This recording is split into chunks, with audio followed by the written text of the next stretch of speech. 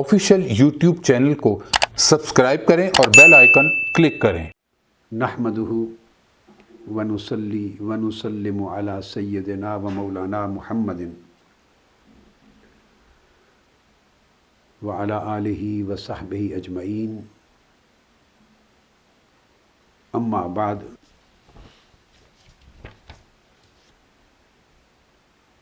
اعوذ باللہ من الشیطان الرجیم، بسم اللہ الرحمن الرحیم۔ وما امروا الا لیعبدوا اللہ مخلصین لہ الدین، صدق اللہ مولانا العظیم۔ میں اللہ جل مجدہ کی بارگاہ میں اس کا شکر ادا کرتا ہوں جس کی توفیق سے تحریک منہاج القرآن کے اس روحانی مرکز پر سالانہ اعتکاف میں جو عظیم روحانی تربیت گاہ بھی ہے اور تحریک منہاج القرآن کی خلوت گاہ بھی ہے، ہزارہا رفقاء، اراکین، وابستگان، خواتین اور حضرات حسب سابق نئے پروگرام کے مطابق اعتکاف میں جمع ہیں، اور الحمدللہ تعالی آج عشرہ اعتکاف کی پہلی رات ہے۔ میں اس موقع پر آپ سب کو سلام محبت پیش کرنے کے ساتھ آپ سب کے لیے اللہ رب العزت کے حضور دعا گو ہوں کہ آپ کا آنا اللہ رب العزت کی بارگاہ میں قبول ہو، مبارک ہو، اور اس موقع پر آپ کی آمد کے موقع پر آپ سب کو خوش آمدید کہتا ہوں اور ویلکم کرتا ہوں۔ جو نظام الاوقات وضع کیا گیا ہے اور آپ کو امید ہے اس کی اطلاع ہو گئی ہوگی، یہ اللہ رب العزت کا کرم ہے آپ پر خواتین اور حضرات، جملہ معتکفین اور معتکفات،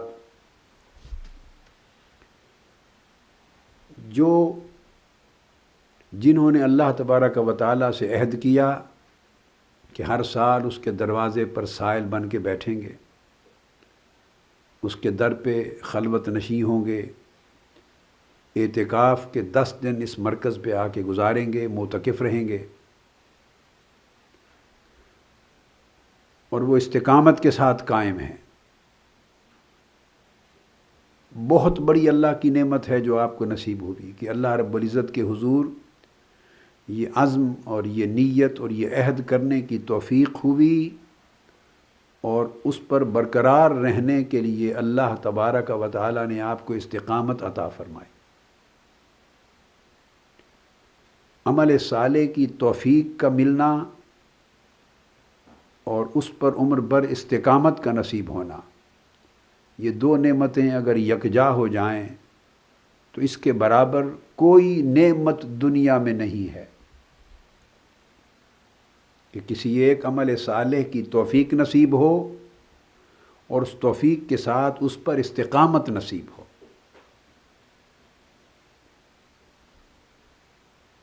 الحمدللہ تعالی اللہ کا شکر ادا کریں۔ جن لوگوں کو اللہ تبارک و تعالی نے یہ بصیرت عطا کی کہ یہ 10 دن زندگی کے قیمتی ہیں، اللہ تبارک و تعالی نے آپ کو آپ کے دلوں میں اور آپ کی آنکھوں میں بصیرت پیدا کی، جس کی وجہ سے آپ کو عبرت اور نصیحت نصیب ہوئی۔ یہ اس عبرت اور نصیحت کا نتیجہ ہے کہ آپ اس عمل صالح، اس اعتکاف، اس سالانہ خلوت اور روحانی تربیت کے لیے خود کو وقف کرنے کے قابل ہوئے۔ یہ اولاً اللہ تبارک و تعالیٰ کی توفیق اور ثانیاً اللہ تبارک و تعالیٰ کی طرف سے عطا کردہ بصیرت ہے۔ اور یہ بصیرت اللہ رب العزت ہر ایک کو عطا نہیں کرتا، یہ توفیق اور بصیرت ہر ایک کو نہیں نصیب ہوتی، یاد رکھ لیں۔ اپنی مخلوق میں سے کچھ لوگوں کو اللہ تبارک و تعالی منتخب فرماتا ہے، اور جنہیں وہ منتخب فرماتا ہے انہیں بیداری عطا کرتا ہے، انہیں یقظہ بیداری عطا کرتا ہے، تنبہ عطا کرتا ہے، انتباہ عطا کرتا ہے۔ اور یہ بیداری، تنبہ یا انتباہ سے مراد یہ ہے کہ اسے یہ توفیق دیتا ہے کہ وہ اپنے تن اور من کی دنیا میں جھانکے اور اپنی زندگی میں غفلت کے جو پردے پڑے ہوئے ہیں، جو اس کے ایام اور اس کی راتیں، اس کی زندگی کے جو لمحے غفلت میں بسر ہو رہے ہیں، اللہ رب العزت کی طاعت میں، عبادت میں وہ مستعد نہیں ہے، گناہوں کی طرف اس کا نفس اور طبیعت راغب ہے، گناہوں کا ارتکاب کرتا ہے اور نفس ملامت نہیں کرتا، طبیعت اللہ کی نافرمانی، اس دنیا کی عیش و آرام اور گناہ و آثام کی طرف طبیعت کھنچتی ہے، طاعات عبادات میں کوتاہی کرتا ہے، ناغے کرتا ہے، غفلت کرتا ہے، عبادت میں اللہ کی عبادت کی طرف زیادہ متوجہ اور مستعد نہیں ہوتا، اس بات کی اس کے اندر فکر نہیں، پریشانی نہیں کہ آخرت میں کیا ہوگا، اللہ مجھ سے راضی ہوگا یا نہیں ہوگا، حضور علیہ الصلوۃ والسلام کی سنت طیبہ اور اتباع اور آپ کے اسوہ مبارکہ کے خلاف زندگی بسر ہو رہی ہے، کیا بیتے گا؟ تو انہیں، جس شخص کو، جس مرد اور عورت کو ان تمام چیزوں کے اوپر دھیان نہیں جاتا اور ان کی وجہ سے اسے بے چینی لاحق نہیں ہوتی، پریشانی لاحق نہیں ہوتی، اس کا من مضطرب نہیں ہوتا اور اس کے اپنے اندر ملامت اور افسوس کی کیفیت پیدا نہیں ہوتی اور اپنی اصلاح کی فکر دامنگیر نہیں ہوتی، تو اس پوری حالت کو روحانیت کی دنیا میں غفلت کہتے ہیں، یاد رکھ، اس کو غفلت کہتے ہیں۔ اور یہ حالت غفلت کی اگر دور ہو جائے اور اس کی جگہ گناہ پر پریشانی اور اللہ کی طاعت، عبادت اور بندگی کی رغبت، شوق اور اس کے لیے استعداد بڑھ جائے، تو یہ بیداری ہے۔ تو اللہ رب العزت جنہیں کچھ حصہ بیداری میں سے عطا کرتا ہے، کچھ حصہ بیداری میں سے، انہی کو یہ توفیق بھی دیتا ہے اور استقامت بھی دیتا ہے۔ اور اگر استقامت کے ساتھ لوگ اس بیداری کی حالت پر اللہ کی طاعت اور اللہ تعالیٰ کی عبادت، اس کی بندگی، اس کی طرف شوق اور محبت میں لگے رہیں، تو باری تعالیٰ انہیں اپنے بندگان اخیار میں شامل کر لیتا ہے، اخیار میں شامل کر لیتا ہے۔ اور اگر وہ استقامت کے ساتھ اس توفیق پر قائم رہیں اور پلٹ کے غفلت کی طرف نہ جائیں اور ان کی بیداری بڑھتی رہے اور طاعت اور عبادت استقامت پر ہی نہ رہے بلکہ اس میں بھی دن بدن اضافہ ہوتا رہے، جوں جو عمر گزرے تو عبادت کا شوق بڑھتا رہے، جوں جو زندگی کے ماہ و سال بیتیں تو اللہ رب العزت کی طاعت، اس کی محبت، اس کی عبادت، اس کی معرفت، فکر آخرت، حضور علیہ السلام کی متابعت، ان تمام چیزوں میں اس کی لگن، اس کا عمل، اس کی استعداد اور اس کا عمل بڑھتا رہے، اضافہ ہوتا رہے۔ اگر اس طرح اضافے کے ساتھ چلے، یعنی ارادے میں کمی نہ آئے بلکہ اس کی قوت ارادے کی بڑھتی رہے اور عمل کی مقدار کم نہ ہو بلکہ بڑھتی رہے، تو بالآخر اللہ رب العزت ان بندوں کو اخیار میں سے اٹھا کے ابرار میں شامل فرما لیتا ہے، وہ اس کے عباد ابرار ہو جاتے ہیں۔ تو جو لوگ اللہ تبارک و تعالیٰ کی اس توفیق سے، نعمت سے ابرار ہوتے ہیں، ان کو اس دنیا میں زہد نصیب ہو جاتا ہے، اور زہد سے مراد یہ ہے کہ ان کی طبیعتیں دنیا سے بے رغبت ہو جاتی ہیں۔ یہ 10 دن جس اعتکاف کے لیے آپ آئے ہیں، یہ ایک علامتی زہد ہے، زہد کی ایک 10 روزہ علامت ہے کہ اللہ کا بندہ اپنا گھر بار، اپنا کاروبار، اپنے بیوی بچے، اپنے رشتہ دار، اعزاء اقارب، روز مرہ کے معمولات دنیا چھوڑ کر اور ان سے اپنا دل نکال کر روحانی تربیت کے لیے ایک خلوت میں، عبادت گاہ میں، خلوت گاہ میں، تربیت گاہ میں اللہ تعالیٰ کے دروازے پر آ کے بیٹھ جاتا ہے۔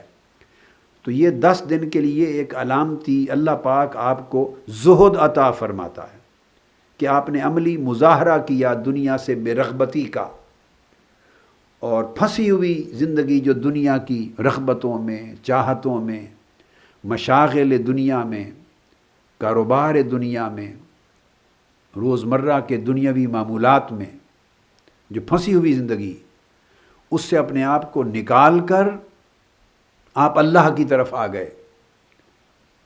تو گویا یہ ایک، میں نے دوبارہ دہرا رہا ہوں، علامت ہے، ذہن میں رکھ لیں کہ اللہ رب العزت نے آپ کو ایک ٹیسٹ دیا زہد کا، تاکہ اس مزہ کو بھی چکھیں 10 دن، اور دنیا کے اندر رہتے ہوئے جو مزہ آتا ہے اس کے ساتھ موازنہ بھی کریں۔ تو جن کی طبیعتیں اس مزہ کو زیادہ اچھا اور خوشگوار محسوس کریں، ان کی طبیعتوں میں زہد بڑھتا چلا جائے گا۔ تو یہ اس دنیا سے بے رغبتی کی ایک علامت ہے جو 10 دن کے لیے ظاہر ہوتی ہے، اور آقا علیہ السلام کی امت میں یہ اس مقصد کے لیے رکھا گیا ہے کہ لوگ زہد کا ذائقہ چکھیں،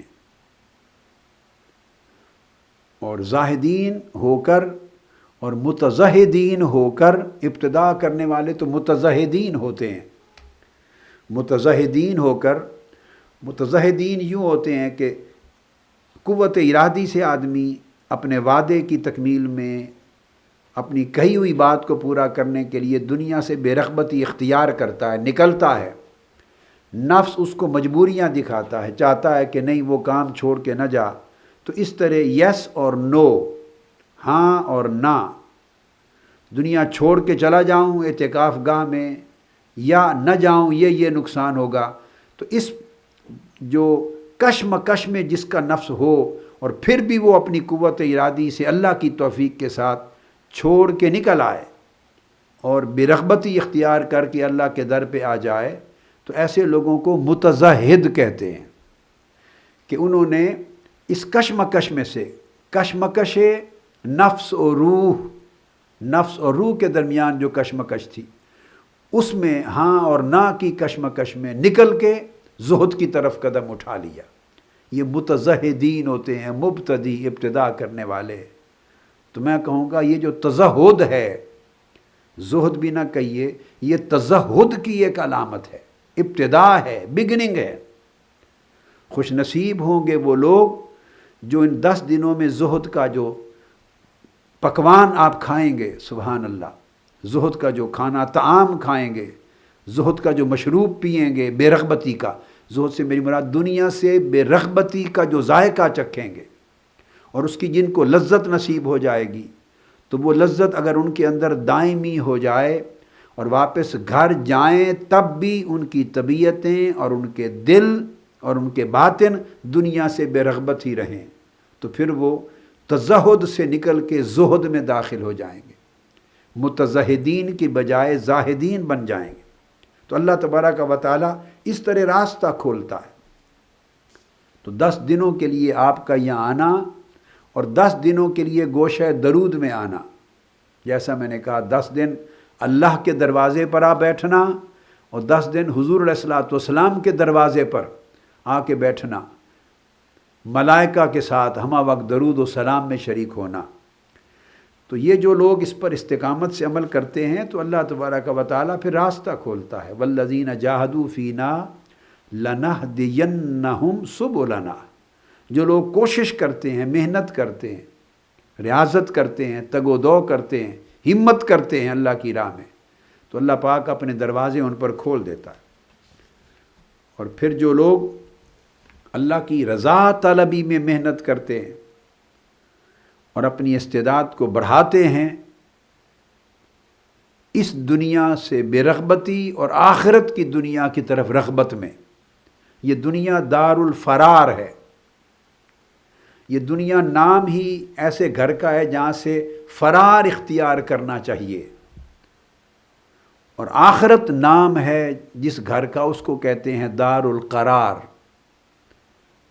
تو آپ دیکھیے جہاں سے فرار اختیار کرنا پسندیدہ ہو، وہاں دل کو کس طرح رغبت ہوگی، وہ کیسے دل ہوں گے جو ان میں اپنی رغبت اور اپنی چاہت پیدا کریں۔ اور آخرت کا نام دار القرار ہے، تو اللہ والوں کو اور اللہ کی راہ کے مسافروں کو اور ان کی طبیعتوں کو تو قرار ہی آخرت کے سودے میں ملتا ہے اور ملنا چاہیے۔ اس طرح پھر وہ اللہ کی ناراضگی کی راہ سے یہ لوگ بچتے ہیں اور عذاب نار، دوزخ کے عذاب سے ڈرتے۔ اس طرح اللہ تبارک و تعالیٰ طبیعتوں کی رغبت کو درجہ بدرجہ آگے بڑھاتا ہے۔ یہی وجہ ہے کہ اللہ تبارک و تعالیٰ نے جا بجا قرآن مجید میں یہ تلقین کی ہے کہ بچو اس بات سے کہ طبیعتیں دنیا کے ساتھ سکون حاصل کریں۔ دنیا سواری کی مانند استعمال کرو، دنیا کو سواری سمجھیں، آخرت کو اپنا گھر سمجھیں۔ سواری کو گھر نہیں کہتے، سواری سواری ہی ہوتی ہے، خواہ آپ گھوڑے خچر پہ کر رہے ہوں وہ بھی سواری ہے، خواہ کار پہ کریں، بس پہ کریں، ہوائی جہاز پہ کریں، سواری سواری ہوتی ہے۔ کوئی شخص عقل مند سواری کو گھر نہیں سمجھتا۔ سواری سوار ہونے کے لیے ہوتی ہے، سواری کو اپنے اوپر سوار نہیں کرتے۔ تو دنیا پر سواری کریں مگر دنیا کو اپنے اوپر اور اپنے دلوں پر سوار نہ کر لیں۔ کوئی گھوڑے خچر کو، گاڑی کو، موٹر بائک کو، کار کو اٹھا کے اپنے اوپر سوار نہیں کرتا، ان کے اوپر چڑھ بیٹھتا ہے۔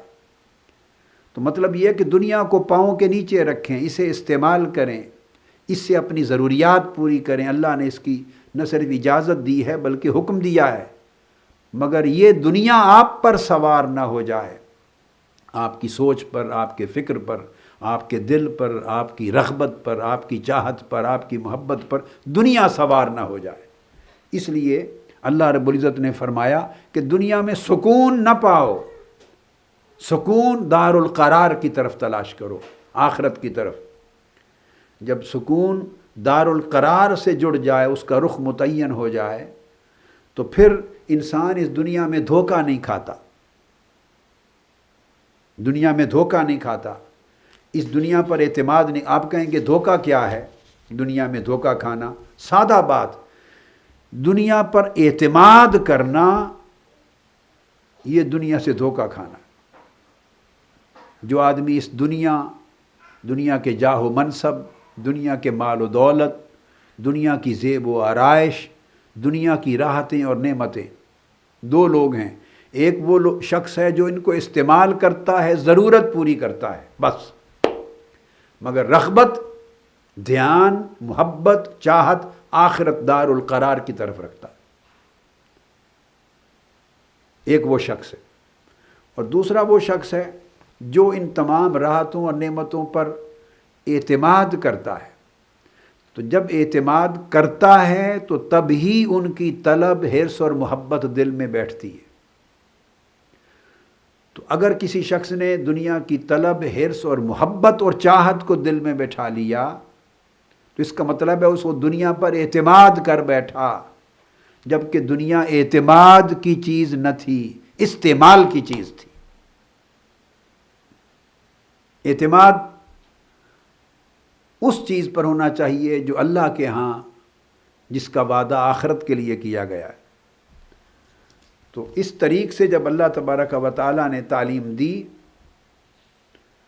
تو تاریخ کو جب دیکھتے ہیں انبیاء علیہم السلام اور رسول اعظام کے زمانے سے پرانی امتوں کے وقت سے لے کر آقا علیہ الصلوۃ والسلام کی امت، صحابہ کرام، تابعین، اتباع التابعین، سلف صالحین، اولیاء صالحین، سب کی زندگیوں کو دیکھتے ہیں تو عملی طور پہ یہ سمجھ آتی ہے کہ جس کو اللہ نے شعور دے دیا، سمجھ دے دی، بصیرت دے دی اور جس کے دل کی آنکھ کھول دی، اس کو یہی حقیقت سمجھ میں آ گئی جو سمجھا رہا ہوں۔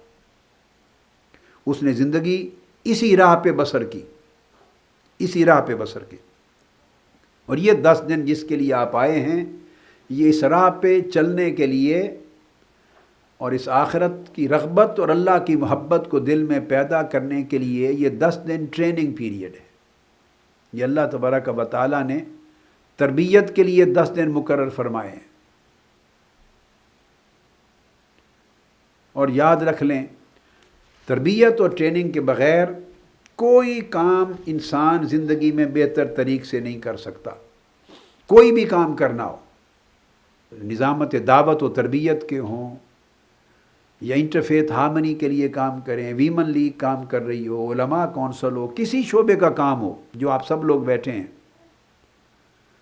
ہر کام کے لیے تربیت کی ضرورت ہوتی ہے۔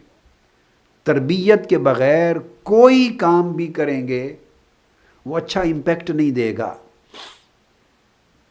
اور انسان کے اندر یہ بھی ایک انسان کی طبیعت کو ایک دھوکہ ہے کہ وہ پڑھتا ہے تو سمجھتا ہے کہ اب تربیت کی حاجت نہیں رہی۔ یہ 2 چیزیں یکسر مختلف ہیں، یہ بڑی اہم چیز ہے۔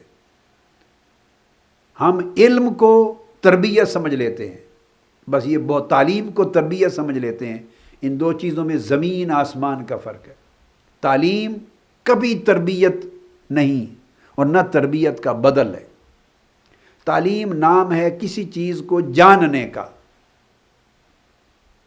اور اس کو بہتر طریقے سے کرنا کیسے ہے، یہ شعبہ ہے تربیت کا۔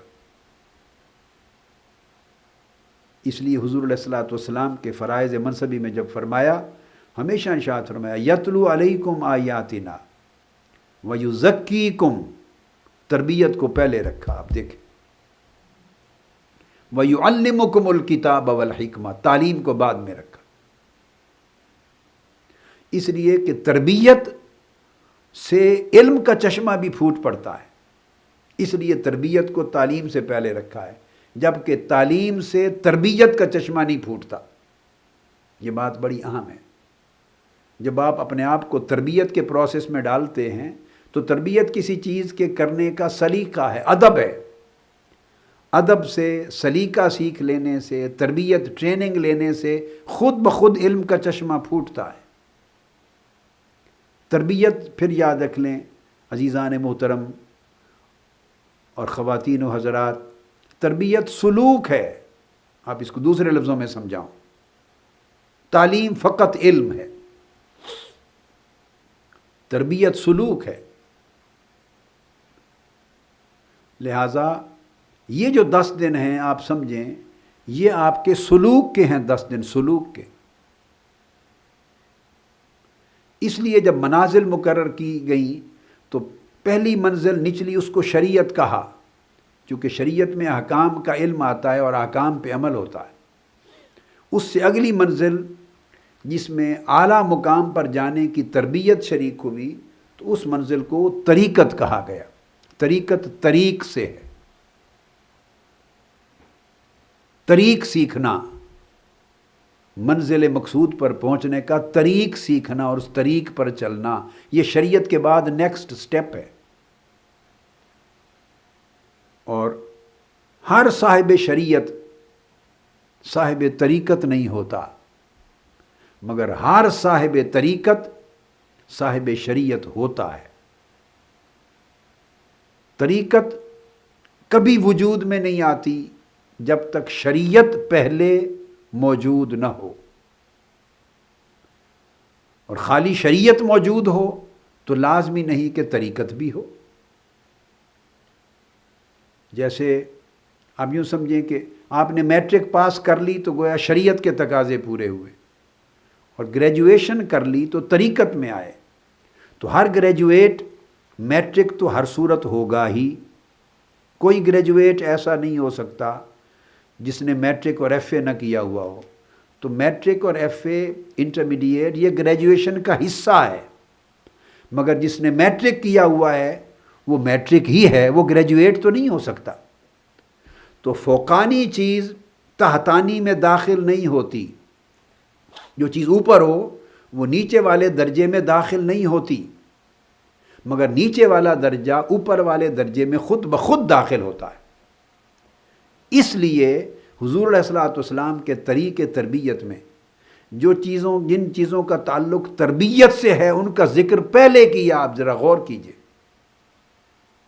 اور علم کا ذکر بعد میں کیا۔ ان پر یہ رسول صلی اللہ علیہ وسلم اللہ کی آیتیں تلاوت فرماتے ہیں تاکہ آیتوں کا نور ان کے قلب و باطن پہ وارد ہو اور انہیں خبر ہو، اس سے یکزا بیداری پیدا ہوتی ہے۔ یتلو علیہم آیاتہ سے، تلاوت آیات سے بیداری کا راستہ کھلتا ہے۔ تو تربیت کا پہلا قدم بیداری ہے۔ وَيُزَكِّيهِمْ، اور پھر ان کا تزکیہ فرماتے ہیں، یہ روحانی تربیت ہے۔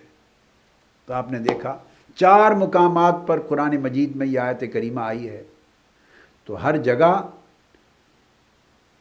تربیت کو مقدم رکھا ہے، سب مقامات پر علم کو بعد میں رکھا ہے۔ تو بنیادی چیز جو سمجھنے والی ہے وہ کیوں تربیت کو اور تزکیہ کو پہلے رکھا ہے اور تعلیم کو بعد میں رکھا ہے؟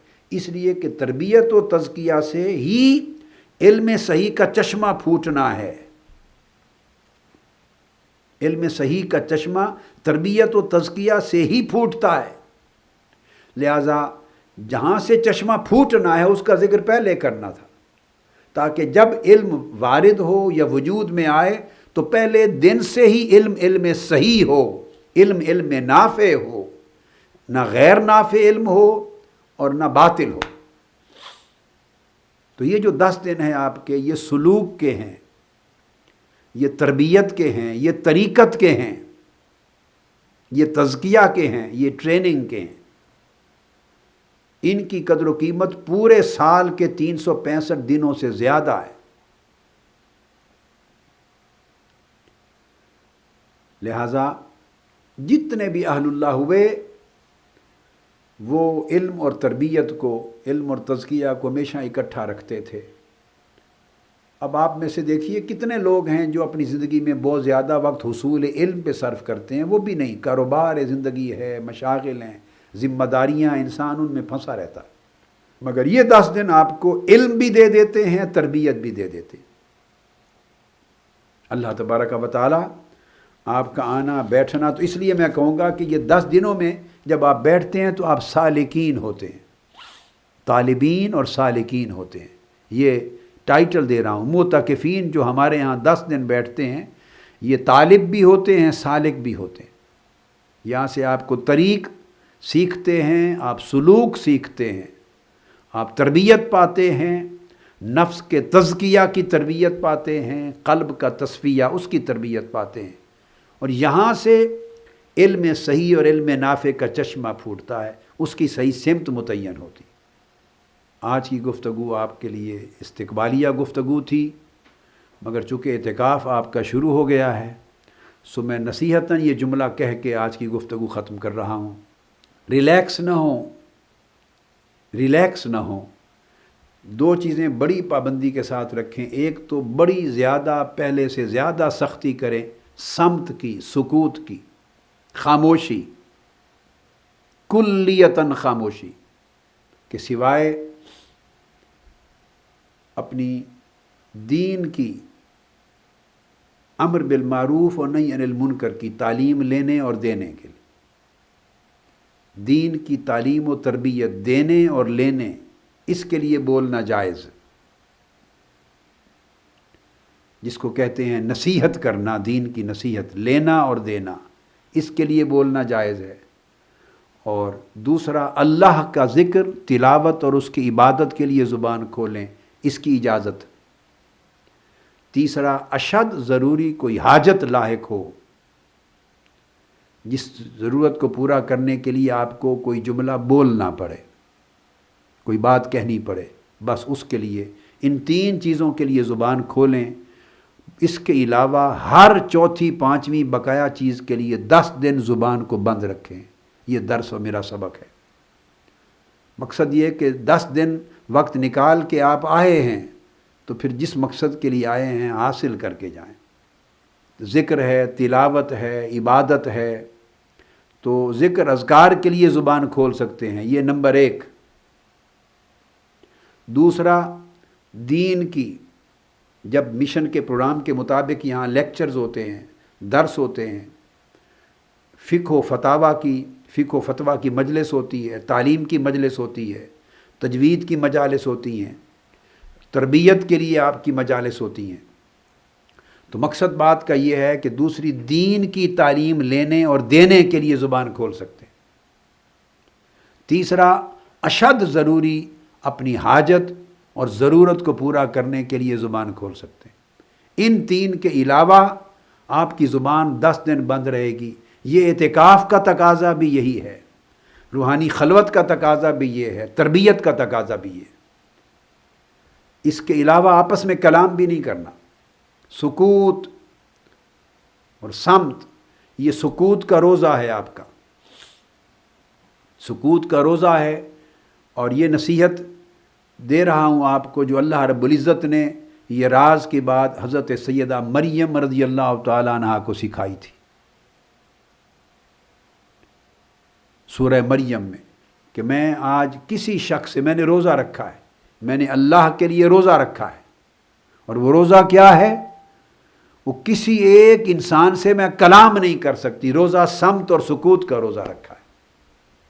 یہ قرآن مجید میں اللہ رب العزت نے یہ سلوک سکھایا تھا سیدہ مریم رضی اللہ تعالی عنہا کا، اور اللہ کے بتائے ہوئے سلوک پہ عمل کیا جائے تو انسان تہمتوں سے بچ جاتا ہے۔ ان کو راستہ سکھایا تھا، سلوک سکھایا تھا۔